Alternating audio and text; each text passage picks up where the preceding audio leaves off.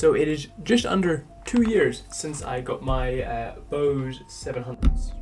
And they have been by far the best headphones I have ever owned. For years I bought off-brand, cheap-ish headphones for like 20, 30, even up to the £50 mark. And something they all had in common is they all broke. No joke, every single pair within 6 months, something would go wrong. Eventually, I got older, I came into some more money, and when I was 18, I bought myself these guys, the Bose 700. And these things have been incredible. 2 years now, nothing has gone wrong. So when I was originally looking to purchase the Bose headphones, I was nervous they would meet the same fate as all my other headphones, lasting me 6 months to a year-ish and then breaking. Especially at the much higher price point of almost £300, I was very hopeful they would actually last. I'm glad to say they have. They may look a little worse for wear in parts, a few dents, a few scratches, the paint's chipping off a bit, but I don't exactly handle these things delicately. They haven't been in their case in like over a year and a half. I throw them in the back of my bag, I drop them occasionally.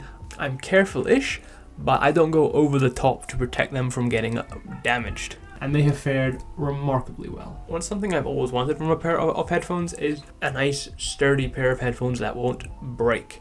And these guys, they have not broken and don't show any signs of breaking, which is great. I think one of the reasons these guys haven't broken on me yet is their kind of bendy design. They don't snap, they can take quite a bit of a bend, they kind of bounce all over the place. They kind of bounce around, I guess you could say. So I think that's one of the reasons for them lasting so long. They can take a punch. So the build design on these things is great.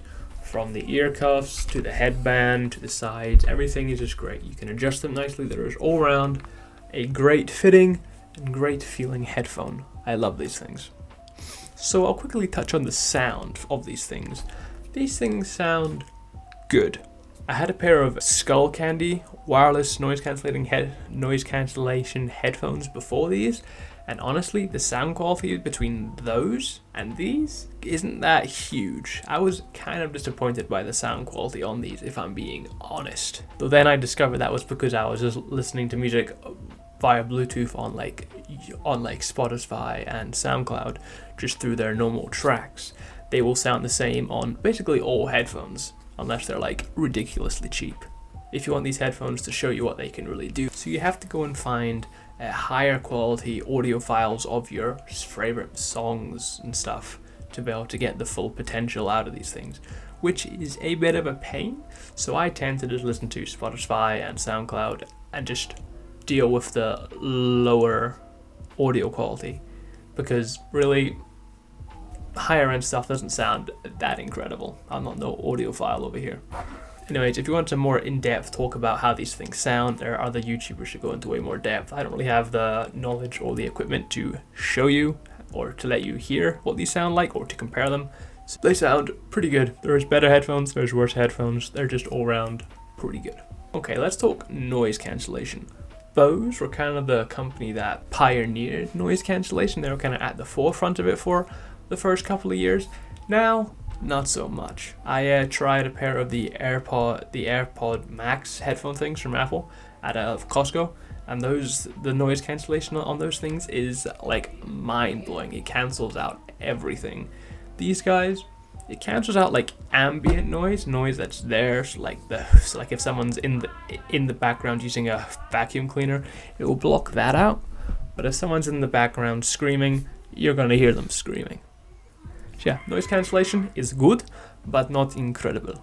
So what's the battery life on these things? Well, I find a 30 to 40 minute charge gives them a full charge, and the full charge lasts between like 15 and 16 hours or so, which personally lasts me around 3 to 4 days of use.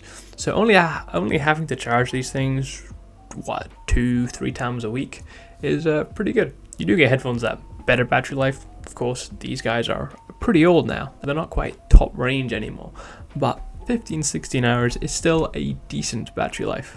So this is probably my favorite feature about the Bose 700 here, is the touch controls. I love the touch controls. They are so useful.